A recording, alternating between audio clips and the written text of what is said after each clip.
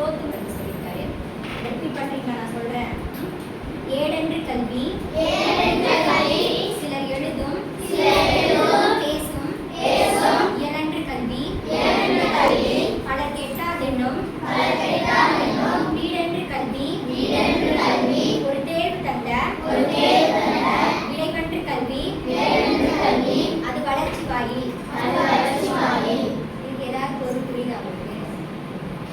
இந்த மாதிரி நிறைய செய்யுள் இருக்கு தமிழ்ல. 17 மேற்கணக்கு கீழ்கணக்கு அது நிறைய படிக்கிறோம்ல. நாலடியார் 4 மணி கடிகை அது நிறைய சொல்லிட்டே போகலாம்.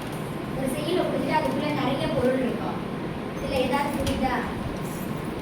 புரிஞ்ச யாராவது சொல்றீங்களா? நம்ம செய்யுளா பார்க்கும்போது நிறைய தெரியுது இல்லை. இப்போ நான் மீனிங் சொல்றேன், உங்களுக்கு கரெக்டாக புரியும் பாருங்க. ஏடென்று கல்வி அப்படிங்கிறாங்க ஃபர்ஸ்ட் என்ன.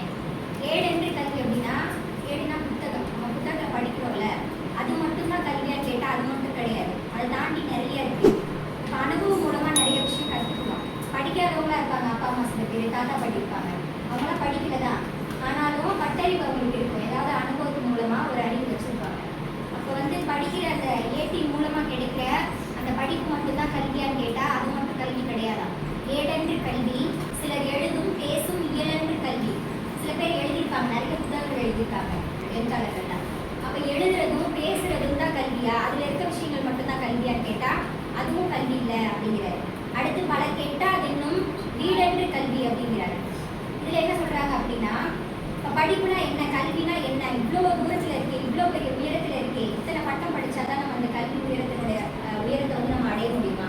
இவ்வளோ எட்டா கனியா இருக்கே, அந்த எட்டாத விஷயத்தை அடைஞ்சாதான் கல்வியா? நமக்கு புரியாம இருக்கு நிறைய விஷயம். கரெக்டா? நமக்கு சிலருக்கு தமிழ் வரும், சில இடத்துல மேக்ஸ் வரும், சில பேருக்கு சயின்ஸ் வரும், சில பேருக்கு சோசியல் வராது, இந்த மாதிரி இருக்கும். அப்ப புரியாத விஷயங்களும் அடையாத விஷயங்களும் தான் கல்வியான்னு கேட்டா அதுவும் இல்லைன்றாரு. அதுக்கப்புறம் ஒரு தேர்வு தந்த விளைவென்று கல்வி அப்படிங்கிறாரு. ஒரு தேர்வு, இப்போ அரையாண்டு எக்ஸாம் இருக்கு, காலாண்டு எக்ஸாம் இப்போ உங்களுக்கு முடிஞ்சிருக்கு. இந்த எக்ஸாம்ல நீங்க எடுக்கிற மார்க் ஒரு 50, 80, 100 அந்த மாதிரிலாம் நம்ம எடுக்கிறோம். அந்த மார்க் தான் நம்ம கல்வியோட விலையான்னு கேட்டா அதுவும் கிடையாது. அந்த மார்க்கை வச்சு கல்வியோட விலையை நம்ம நிர்ணயிக்கவே முடியாதான். அப்ப அதுவும் இல்லைன்றாரு. அப்ப ஏடென்று கல்வி சிலர் எழுதும் பேசும் இயலென்று கல்வி பலர் கெட்டாதென்னும் வீடென்று கல்வி ஒரு தேர்வு தந்த விளைவென்று கல்வி அது வளர்ச்சி வாயில் அப்படின்னு சொல்லிட்டு கடைசியில் முடிச்சிடுறாரு. வளர்ச்சி வாயில் அப்படின்னா நம்ம வளரதான் தெரியும், நம்ம படிக்க தான் தெரியும். ஒரு புத்தகத்தை படிச்சா நமக்கு அந்த புத்தகம் சார்ந்த அறிவு மட்டும்தான் இருக்கும். நம்ம பல புத்தகங்கள் படிக்க மற்ற புத்தகங்களுடைய அறிவு நமக்கு வரும். இப்போ நம்ம இருக்க வயசுக்கு உங்களுக்கு 12, 13 அந்த வயசு இருக்கும். அந்த வயசுல நீங்க என்ன படிக்கிறீங்களோ அதுக்கான அறிவு உங்களுக்கு இருக்கும். 30 வயசுல நிறைய படிக்க அதுக்கான அறிவு இருக்கும். அப்ப நம்ம படிச்ச விஷயங்கள் எவ்வளவுதான் படிச்சிருந்தாலும் நிறைய பட்டம் சேர்த்து வச்சிருந்தாலும் என்ன பண்ணணும்? வாழ்க்கையில கொண்டுட்டு வரணும். நம்ம வளர படிக்க அது எல்லாமே நம்மளுடைய குணநலங்கள்ல, ஒழுக்கங்கள்ல, நம்மளுடைய பேச்சுல, நம்மளுடைய செயல்ல தான் அந்த படிப்பு தெரியுமா? அதுதான் கல்வியா? அதான் வளர்ச்சி வாயில் அப்படின்னு சொல்லிட்டு குலோத்துங்கன் முடிச்சிருக்காரு. அதே சொல்லலாமா?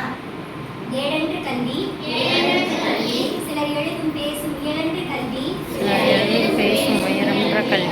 பலர் கெட்டாதென்னும் வீடென்று கல்வி